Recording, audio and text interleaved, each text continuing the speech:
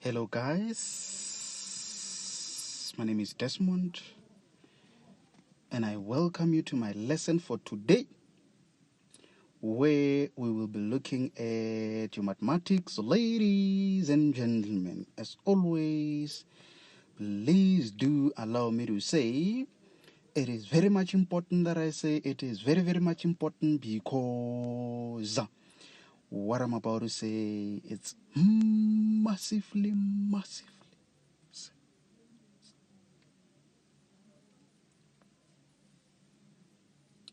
Hey, massively important, ladies and gentlemen, that I say a day without learning something new, it's a day wasted. By so saying, please, honorable members, please,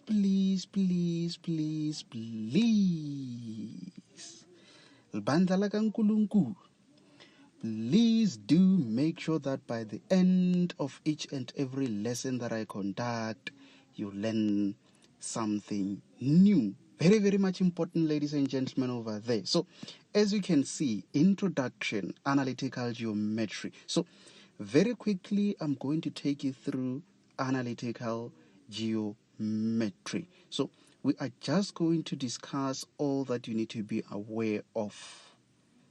Hopefully, in just one lesson, you will have a better understanding of what we are dealing with as far as analytical geometry is concerned. So I will try by all means to be as slow as possible, and at the same time, just make sure that I don't lose you. So let's see. Number one, we are very quickly just going to discuss revision. So that's where we look at the distance, midpoint, and gradient formula. I'm pretty much sure that at this stage, you are aware of those formulas. So number two, we are also going to look at inclination of a line. Inclination of a line. This is where we will also talk about an angle of inclination. Thirdly, equation of a straight line. So, lastly, application involving quadrilateral. So, this is all that you need to be aware of. Just make sure that at all the times when you study analytical geometry, you cover all of those. So let's see. Maybe let me do this and then we move on to the next part of our lesson. So maybe let me use a red color there. So let's see. Very quickly, let's discuss the distance formula. Obviously, we do know very well that it's either examiner says the length or the distance. Mathematically, it refers to one and the same thing. So, the length or the distance is equal to the square root of. It's going to be x2 and you minus x1 you close squared plus y2 minus y1 close squared. So every time when they want you to calculate either the length or the distance, just remember that this is what you need. And most importantly, guys, I always say analytical geometry, it's a game of two things. Analytical geometry is a game of two things, meaning when examiner says determine the length or the distance, it means it has to be from one point to the next point. So that means you need the coordinates of, let's say, point A. You also need the coordinates of point B. And that's how you're going to take those values and substitute into that formula. So, secondly, and very quickly, let's discuss the midpoint formula. Also, I'm well aware that most of you guys might be aware of the formula, but just for our record, let's just quickly discuss that and say, with regards to the midpoint formula, this is where normally it's equals to, you are going to have the first x value that you need to plus with the second x value, and all of that needs to be divided by 2, and you do the same for calculating the y values. It has to be y1 that you plus with y2, and the whole of that you divide by 2. That's how you calculate the midpoint. Most importantly, analytical geometry is a game of two things. Again, even when we talk about the midpoint simply refers to you having a line which has 2 points. It could be point A and that could be point B.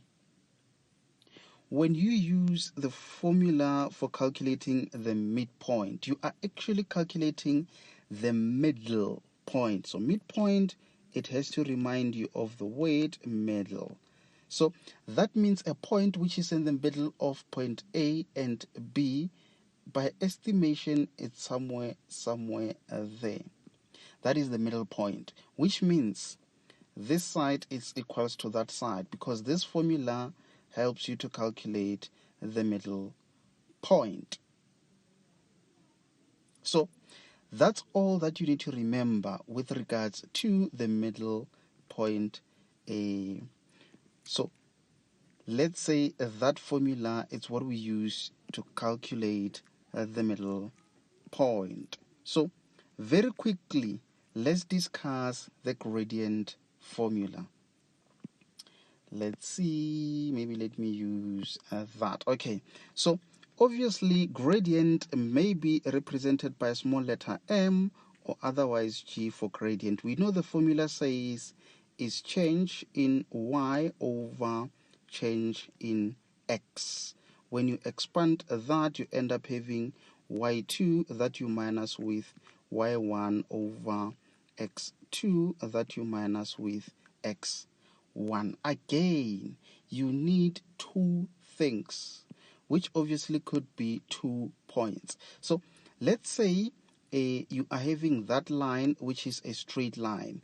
It has to have 2 points, where let's say point A has got the coordinates and you are having point B which has the coordinates. So can you see 2 things?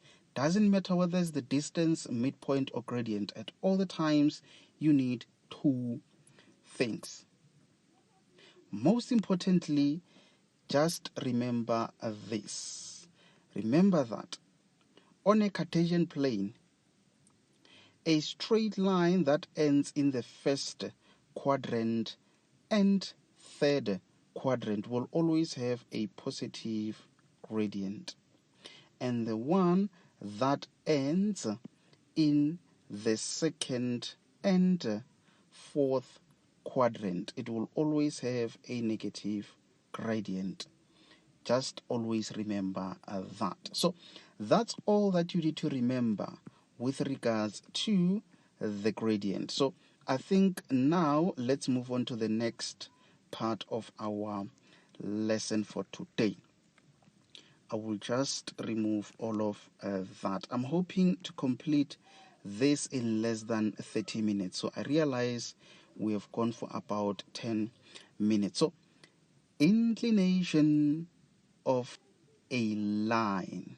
Maybe let me do this, check what I've got on my next slide.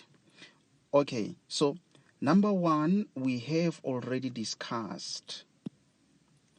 Let me do that. We have already discussed the distance formula, the midpoint, and the gradient formula. So now we are about to talk about inclination of a line. But most importantly, let's have a look at that definition there. Angle formed with the horizontal in an anti-clockwise direction. It's what we call inclination of a line. So that is actually the definition which define inclination of a line, where an angle is formed, and that angle is called angle of inclination. Remember, guys, I'm just indicating all that you need to be aware of as far as analytical geometry is concerned. Just make sure that you fully understand today's lesson, and when you revise on your own, go through my notes and also refer to textbook for additional notes and add on to what I'm currently having there. So just make sure that you pay full attention. So let's see. Angle formed with the horizontal in an anti-clockwise direction. If we talk about anti-clockwise direction, just always remember that there is what we call clockwise direction, but in this case we are referring to anti. So that means a clock, the direction of a clock is in that direction. Let me maybe do that and say this is a clock or a watch. Clock or a watch. The direction is in that direction, clockwise. Just remember that. So that means anything in the opposite direction is what we call anti-clockwise direction. Maybe let me refer to that first sketch over there. Let me try look for a different. So can you guys see we are having a Cartesian plane there, and then we've got that straight line forming that angle in that direction. Let me quickly undo that part.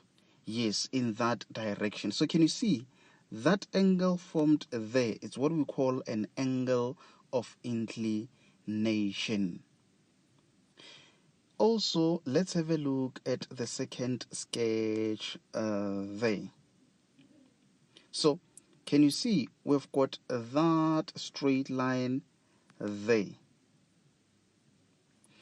Angle formed in that direction, which is an anti-clockwise direction. That angle formed, it could be written there, it could be written there, it doesn't matter. As long as we know we are talking about that line with the horizontal. That angle formed is called angle of inclination. Someone might be wondering, what exactly is the difference between the line for that first sketch and the line for that second sketch? The only difference is that you've got two lines where the other line ends in the first quadrant and the third quadrant, which means this line, it is the one that has positive gradient, whereas this one, it ends in the second quadrant, and this one ends in the fourth quadrant, which means this is that line, remember, which has a negative gradient. In addition to that, I think it's worth it for me to just indicate that where you are having a positive gradient, your angle of inclination will always be less than 90 degrees. Whereas in this case, where the gradient is negative, your angle of inclination will always be greater than 90 degrees. I just noticed this now as I was explaining. So just be careful, guys. In some calculations, you might be calculating an angle of inclination, and on your calculations, especially this one, always where the gradient is negative, you are going to find a negative angle. Just know that that negative angle is actually this angle. It is not the angle of inclination, because it's going to be a negative angle. What we know is that angle of inclination is positive. So that means this is where your teacher is going to say, the moment you get a negative angle, you are therefore going to say angle of inclination is equals to, we know that 180, you minus it with that angle that you got. And you are therefore going to get a positive angle, which is obviously greater than 90 degrees. Remember, guys, everything that I'm explaining now, it doesn't need to make perfect sense. You just need to be aware of all of those. I'm telling you, once you attend lessons where I solve the problems related to analytical geometry, that's when everything is going to start making sense. For now, in case if it feels like you are seeing what I'm explaining there, but it doesn't make sense, do not worry that much at this stage. Just be aware of all of that. So this is just a summary. That is just a summary of those two, meaning I'm just indicating that this is that horizontal and you've got a line. On that line, you've got some angles there. The first angle, maybe let's say this one. This is what we call the angle of inclination, because it is the angle that is formed with the horizontal in an anti-clockwise direction. This is where you are going to find your angle being less than 90 degrees. And remember, it has a positive gradient. So also there is that angle which is not an angle of inclination. Why? Because it is the angle in the clockwise direction. So don't get confused by that third sketch. It is just to remind you of the angles involved there. So very quickly, let's move on to number 3, which is where I'm going to explain to you how you determine equation of a straight line. Equation of a straight line. So as you can see there,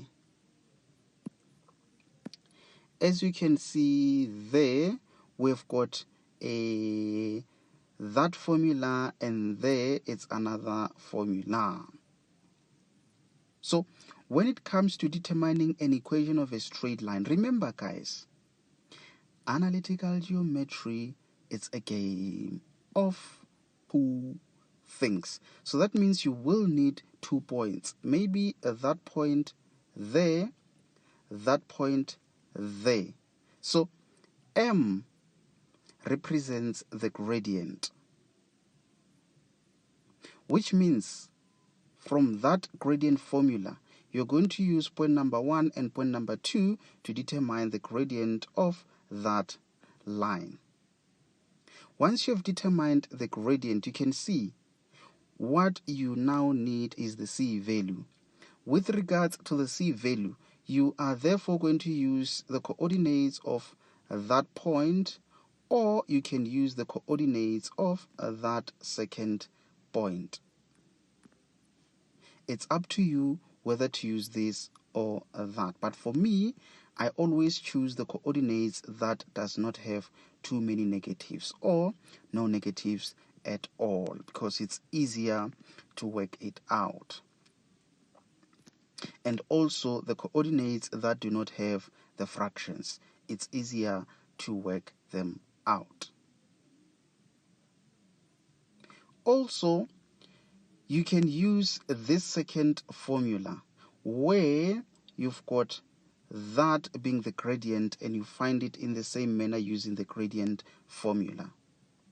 So here where it says y1, that's when you can substitute y of point A. And then here, this is where you can substitute the x of point A. Then you just make this y the subject of the formula, and you are going to have an equation in that format of y. It's equals to mx plus c. Obviously, the gradient, you would have calculated it there, and then that c, it will work it out as you simplify that after you have substituted. So it's really up to you whether you use that or you use the second formula. For me, it has always been easier to deal with that one. So now that I've indicated how you determine an equation of a straight line, very quickly, let's discuss that. Someone might have thought I forgot to explain that part. But I wanted you to be aware of an equation of a straight line. Maybe let me remove all of that. I'm hoping that I'm not moving too fast. But remember, guys, just make sure that you pay full attention. You might not need to write everything as I'm writing, because these notes are available on our online library, so you can easily access them there and practice at a later stage. So now, very quickly, let's maybe have a look at something. Let me see if I can use that color. Okay, so let's see that. Okay, let's see. Obviously, you must be having a line. Let's maybe refer to that one. You must be having a line. And that line, it obviously has a gradient, which is going to be a positive gradient. It seems like it's not clear, that color. Let me choose that one. So obviously that line is going to have a positive gradient. Examiner might say determine that angle there, and you know that angle is the angle of inclination. It's very, very much easy to calculate angle of inclination using that formula. So that formula says tan of an angle of inclination is equals to the gradient. That gradient, it is that same gradient that you use or you find using that gradient formula. And then once you have determined the gradient of that line, I'm just going to make an assumption that it's maybe let's say it is 2. Obviously it has to be a positive value, so positive 2. So that means you're going to say angle of inclination is equals to, on your calculator, second function of the gradient, which is 2. You punch that on a calculator and it gives you an acute angle which is in degrees. Acute angle meaning it's an angle which is obviously falling in the first quadrant, which is less than 90, but between 0 and 90. Yes, we call those acute angles. I hope that makes sense. So that's when you are dealing with a positive gradient. Let's now have a look at how the calculation looks like when you are dealing with a negative gradient, because it's a bit longer when you compare it with a line of a positive gradient. So just know that if the gradient is positive, it's quick and easy. So maybe let's talk about that line having a negative gradient. So let's say there, that line having a negative gradient. So an angle of inclination, it is that one there. You still use the same formula, honorable members, which is tan angle is equals to the gradient. So let's say the gradient is negative half, negative 1/2. So that means to calculate that angle of inclination, you are going to say tan of an angle of inclination is equals to negative 1/2. The angle of inclination, then you say second function of tan, negative 1/2. I'm telling you guys, an answer that you're going to get is going to be a negative answer. Let's say, for example, you punch all of that and it gives you negative 45, because it's an angle, then 45 degrees. Good people, that angle, it's not an angle of inclination, but it is actually this angle in the clockwise direction. So that means you are not done, because what we know is that an angle of inclination is positive, and also because it's for a negative gradient, angle of inclination is going to be bigger than 90. Can you see that angle?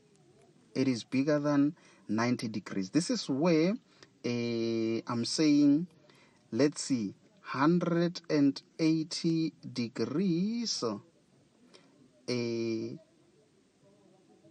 It is obviously equals to angle of inclination when you plus it with that other angle there.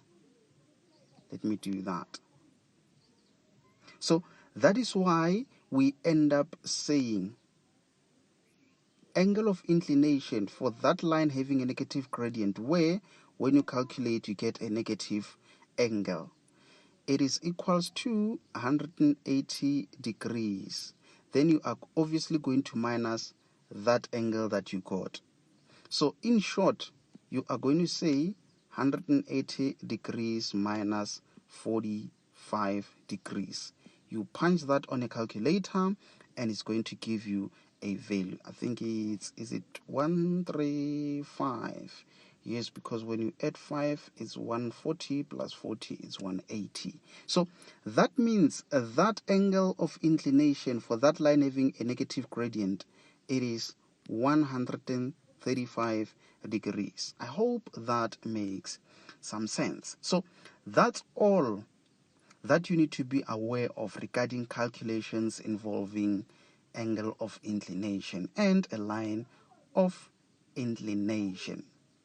So I think I will just leave it there, and let's try to check on my last slide in terms of what we've got there. So this will be the last part of my lesson for today.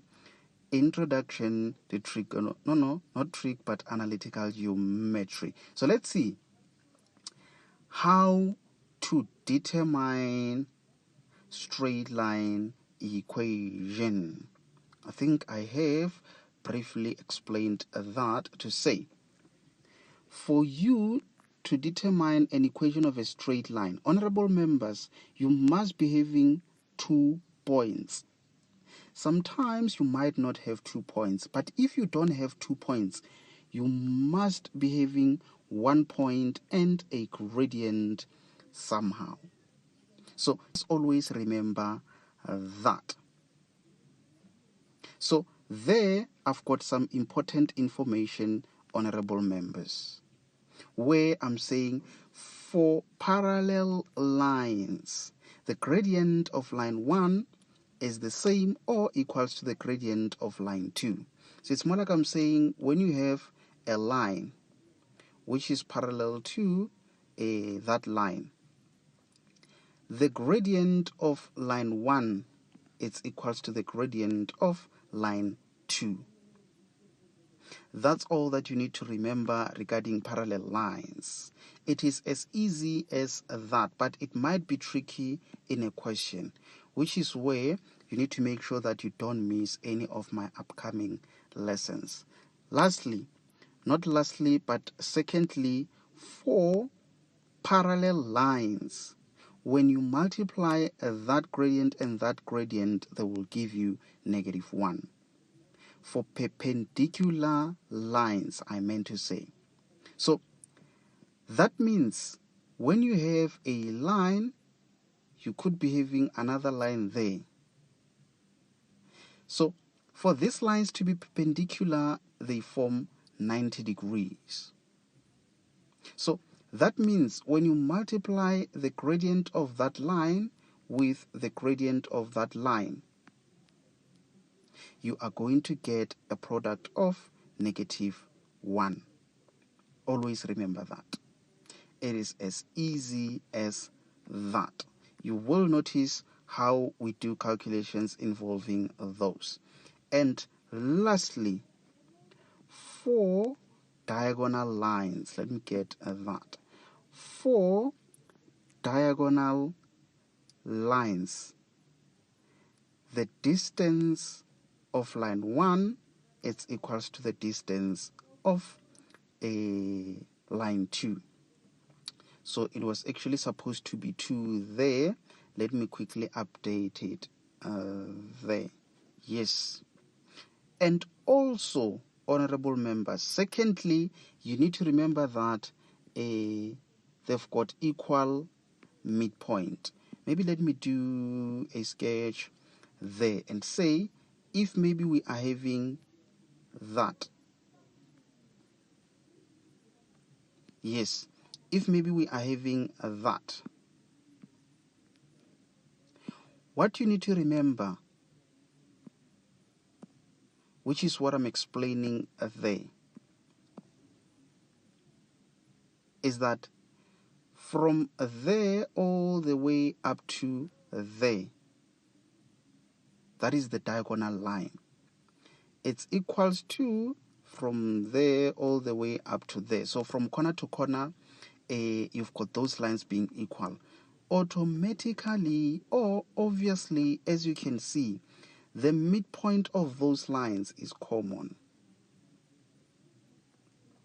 So if we are having A, B, C, and D, what I'm saying is BC is equals to AD. That's what I'm saying. And also, that midpoint there, it is common. So just know that if you know the coordinates of C and the coordinates of B, if you calculate the midpoint using B and C, that midpoint is the midpoint again of AD. So that's all that you need to remember, honorable members. I think I have discussed all that you guys needed to be aware of regarding analytical geometry. And I think this brings us to the end of our lesson for today. But let me just slide this side just to check and make sure that I have explained all that I wanted you guys to be aware of. I think I've covered everything there. So lastly, let me check there. So let's see very, very quickly. This is what we discussed. We did discuss the distance formula, the midpoint formula, and the gradient formula. And with regards to the distance, we said distance, length, same WhatsApp group. Midpoint refers to the middle point between 2 points. With regards to the gradient, we know for those type of lines, we've got positive gradients, and for this type of lines, we've got negative gradients, and we also discussed regarding parallel lines and perpendicular lines. Inclination of a line, yes, we have discussed that.